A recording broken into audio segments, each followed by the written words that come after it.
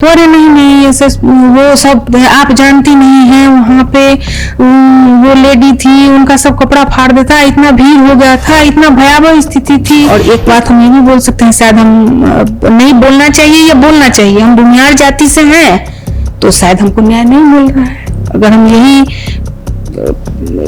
दूसरी जाति से होते तो शायद न्याय मिल गया। मेरा तो सीधा सीएम सर से ही है, क्योंकि हम तो जब वहां पे हम आश्वस्त थे तो उन्हीं से हम उम्मीद रखेंगे कि वही जब ऊपर की व्यवस्था की बात होगी तो वही जब तक ऑर्डर नहीं देंगे तब आगे कुछ नहीं हो सकता। समीर जी की जो प्रॉपर्टी थी पहले काम कराने वाले में है, और जितनी प्रॉपर्टी उनकी थी जो खुद उन लोगों ने इस बिजनेस से संबंधित लोग थे जो बताए थे, वो पूरी प्रॉपर्टी हड़पने की उनकी नीयत। अच्छा, मतलब ये दोनों उद्देश्य था लोगों को कि मतलब राजनीति से कैसे अलग तो कर ही देना है, और इसको आर्थिक रूप से इतना कमजोर रखो कि पैसा नहीं देंगे तो फिर ये लोग आगे बढ़ नहीं पाएंगे। कि पूरी व्यवस्था निष्क्रिय है।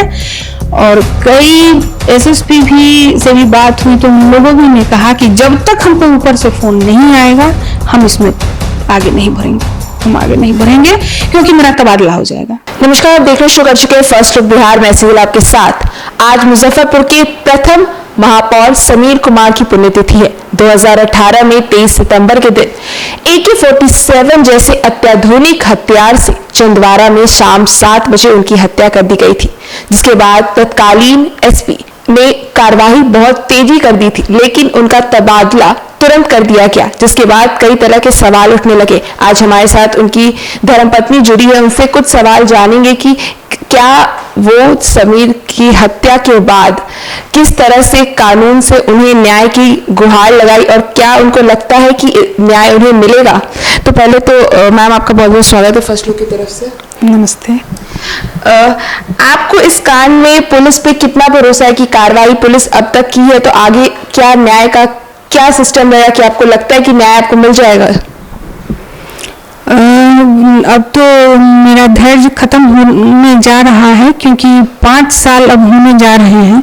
इसके लिए हमको जहाँ जहाँ जाना, मतलब लोगों से गुहार लगानी थी, जहाँ जहाँ निवेदन करना था, हम सब जगह सीएम सर हो ये वहाँ भी गए, या समीर जी के जितने भी मित्रगण थे जो उस समय भाजपा में या और भी जगह जहाँ भी था, उनके जो मित्रगण थे उन सब लोगों को गुहार लगाई, सब लोगों को बोला कि समीर जी के लिए मतलब न्याय के लिए मदद कीजिए। तो उन लोगों ने सिर्फ वो हाँ एसएसपी सर को फोन कर देते थे, बोल देते थे, लेकिन अब जो न्याय की जो हो रहा है वो आप सब लोगों को पता है, सब देख ही रहे हैं कि क्या हो रहा है।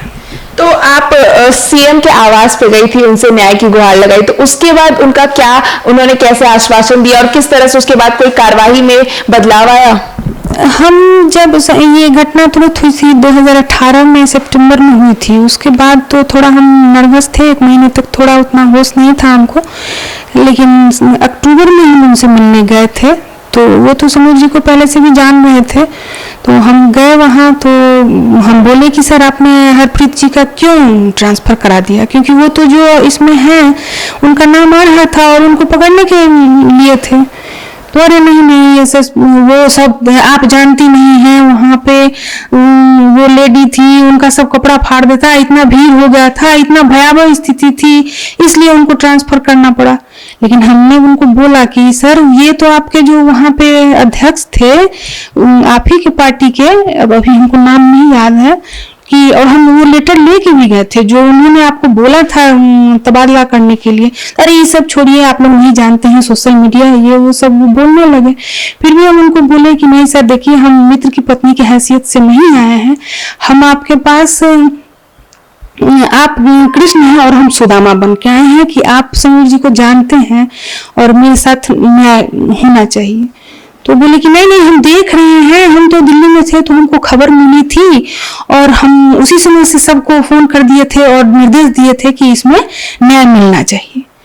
तो फिर हम बोले कि फिर तो मेरा बेटा भी, बड़ा बेटा मेरे साथ था, तो बोला कि सर सोशल मीडिया पे आप ही के पार्टी का लोग का नाम आ रहा है। तो बोले अरे तुम लोग जानता नहीं है, तुम बच्चा है अभी, तुमको क्या समझ है, ये सब गलत बात है।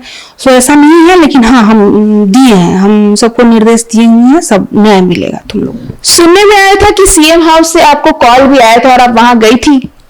हाँ, 2 साल के बाद हम देखे कि हमारे साथ कुछ कोई न्याय नहीं हो रहा है, सब वही का वही स्थिति बना हुआ है, कुछ भी उसमें नहीं, किसी को ना मतलब पकड़ा जा रहा है, कुछ इस तरह नहीं हो रहा है। तो हम गए वहां पे, तो सीएम सर देखते ही बोले कि अरे आइए आइए, आप ही के लिए, ये डीजीपी सिंघल सर थे उस टाइम में, वो बैठाए हुए हैं। सो देखिए वो भी फाइल वाइल लेके बैठे हुए थे, तो वो व्यवहार तो बहुत अच्छा किए। बोले कि हमको लगा कि मतलब जैसे इस तरह का व्यवहार था कि वो अभी का भी न्याय हो जाएगा। और भी लोग सब बैठे हुए थे, सब लोगों को बोले कि आप लोग क्यों नहीं इनको ध्यान दिए, क्यों नहीं किए। सो नहीं, आप रुक जाइए आज, और पूरा वो निर्देश भी दिए सिंघल सर को कि आप मतलब इनसे पूरा लीजिए और पूरा सीआईडी बुलवाइए और सब जगह देखिए कि क्यों नहीं हो रहा है, क्यों नहीं एक्शन हुआ। तो हमको तो लगा कि नहीं सर ध्यान दे रहे हैं तो होगा, लेकिन फिर वही ढाक के 3 बात, वही कुछ कम, ये पुलिस के ऑफिसर लोग आ जाते थे, फिर वही कुछ पूछताछ करते थे, तो जो हमको पता रहता था हम उनको बता देते थे। और इस बीच में मतलब हमने उनको बोल भी दिया कि सर मेरे साथ जो 2 साल सब लोगों का व्यवहार रहा है, जो इससे संबंधित केस से संबंधित लोग हैं, जो भी व्यवहार रहा है वो हम आपको बता देना चाहते हैं। तो हम उनको सारी बात की जानकारी दे दिए थे, बता दिए थे।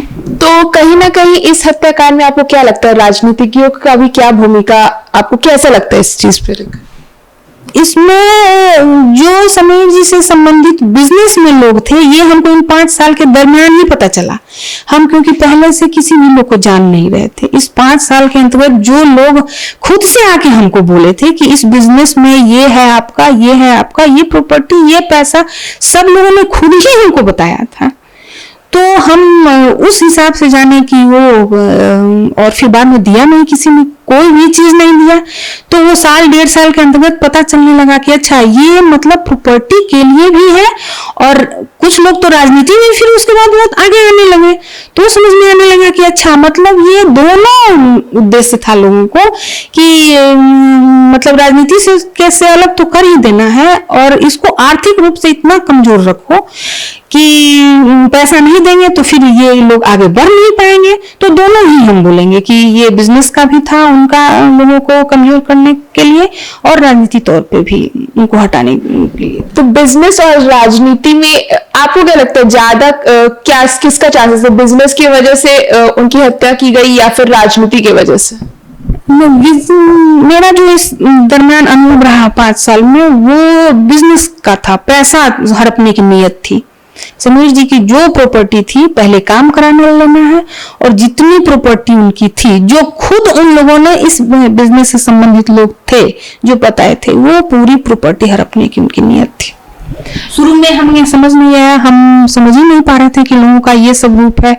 बड़े ही आराम से, बड़े प्यार से सब बात करते थे, तो मुझे खुद लगता था कि ऐसा कैसे होगा, नहीं दे तो देंगे ही ना, क्यों नहीं देंगे, अगर नहीं देंगे तो उन लोग का तो नाम ही आ जाएगा ना, वो प्रूफ हो जाएगा।